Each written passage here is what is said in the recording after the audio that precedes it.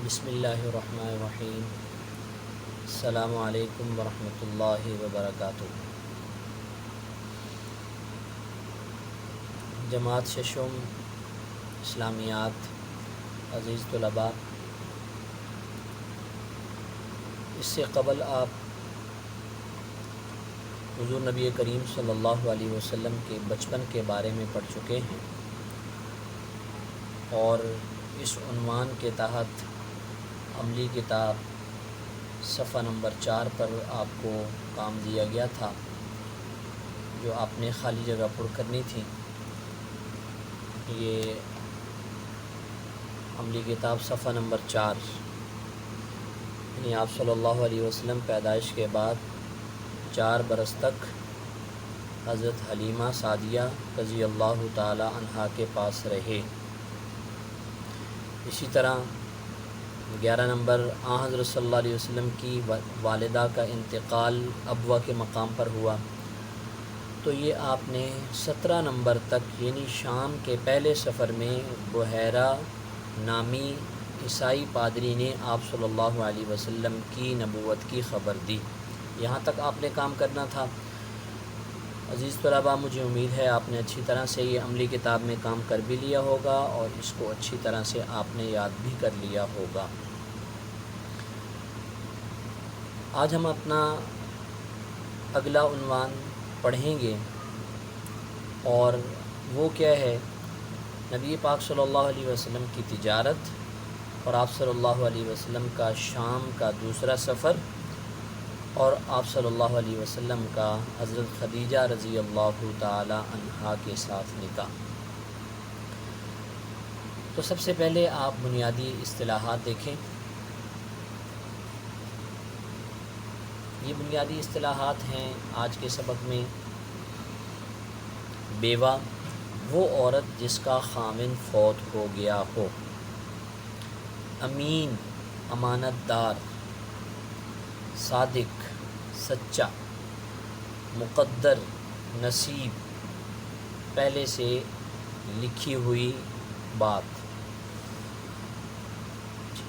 دستور، طور طریقہ،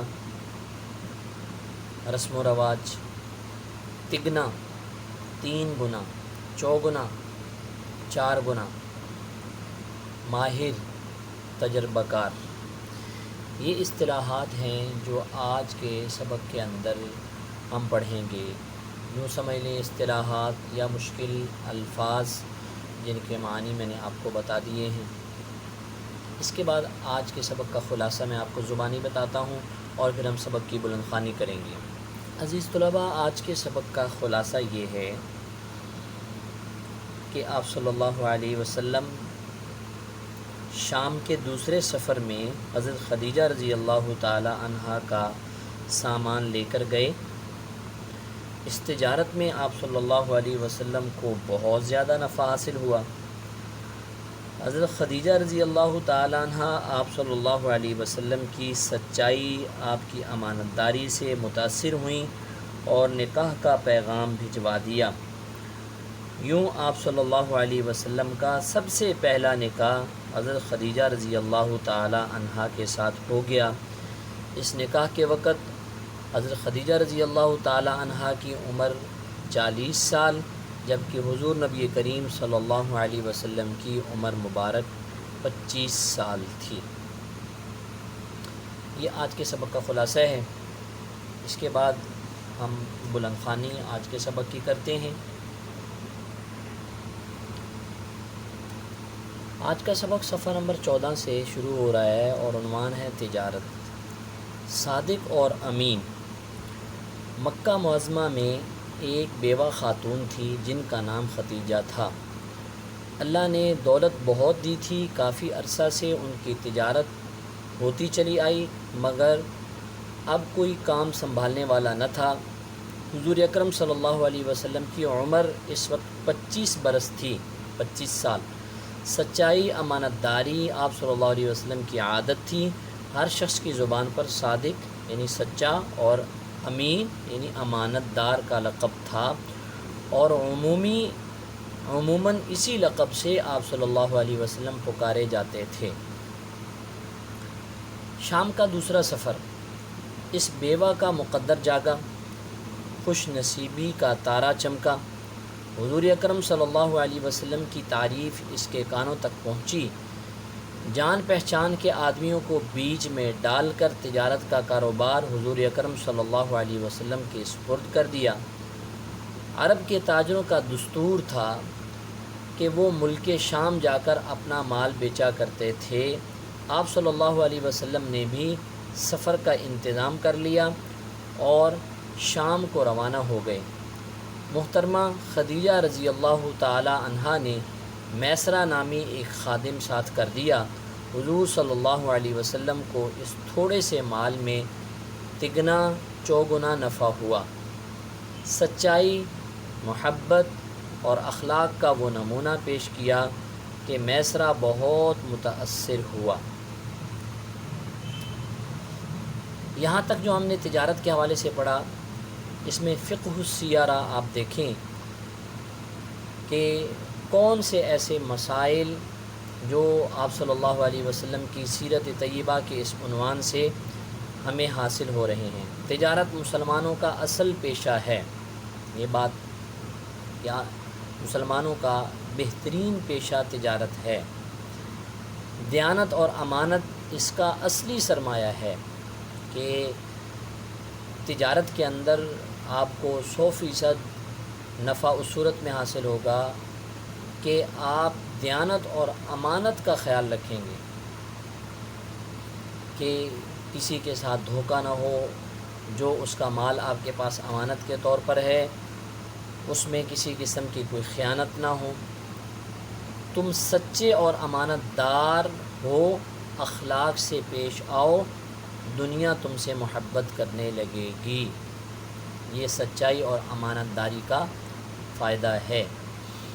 تجارت کے اندر اللہ پاک نے بہت نفع رکھا ہے، لیکن اس شرط کے ساتھ کہ تجارت کے اندر جھوٹ نہ بولا جائے، اور تجارت کے اندر چیز میں 2 نمبر چیز کو 1 نمبر چیز کر کے نہ بیچا جائے، اگر اس کے اندر کوئی عیب ہے تو اس کو بیان کر دیا جائے۔ تو ایک حدیث مبارکہ میں آتا ہے کہ تاجر قیامت والے دن نبیوں، صدیقین اور شہداء کے ساتھ ہوگا، لیکن وہ تاجر جو سچا ہو، امانت دار ہو، جھوٹ نہ بولیں۔ نکاح، حضرت خدیجہ رضی اللہ تعالی عنہا نے جب اپنے خادم کی زبانی سفر کے حالات سنے تو یقین کر لیا کہ ان خوبیوں کا مالک یقیناً ایک بہت بڑے رتبے کا آدمی ہوگا۔ کچھ نکاح کا اشارہ ہوا، اگرچہ حضرت خدیجہ رضی اللہ تعالی عنہا 40 سالہ عورت تھیں اور حضور اکرم صلی اللہ علیہ وسلم نوجوان تھے، صرف 25 سال کی عمر تھی۔ خاندان ایسا کہ سارا عرب اس کی عزت کرتا تھا، قریش خاندان تھا۔ عادت اور مزاج ایسا کہ بوڑھے جوان سب ادب کرتے تھے، آپ صلی اللہ علیہ وسلم کا تمام لوگ ادب کرتے تھے، نہ نام لیتے، امین یا صادق کہتے تھے، نام نہیں لیتے تھے۔ آپ صلی اللہ علیہ وسلم کو محمد کہہ کر نہیں پکارتے تھے، بلکہ اکثر صادق اور امین اور اس طرح سے آپ صلی اللہ علیہ وسلم کی جو صفات تھیں ان صفات کے ذریعے سے آپ صلی اللہ علیہ وسلم کو پکارا کرتے تھے۔ تجارت سب سے بڑی چیز تھی، اس کے آپ ماہر تھے، خوب تجربہ کار تھے۔ بہرحال حضور اکرم صلی اللہ علیہ وسلم نے ان کی نکاح کی درخواست کو قبول فرما لیا۔ غار حرا میں آپ صلی اللہ علیہ وسلم کی عبادت، نکاح ہو گیا، اولاد ہوئی۔ آپ صلی اللہ علیہ وسلم کی تمام اولاد حضرت خدیجہ رضی اللہ تعالی عنہا سے تھی۔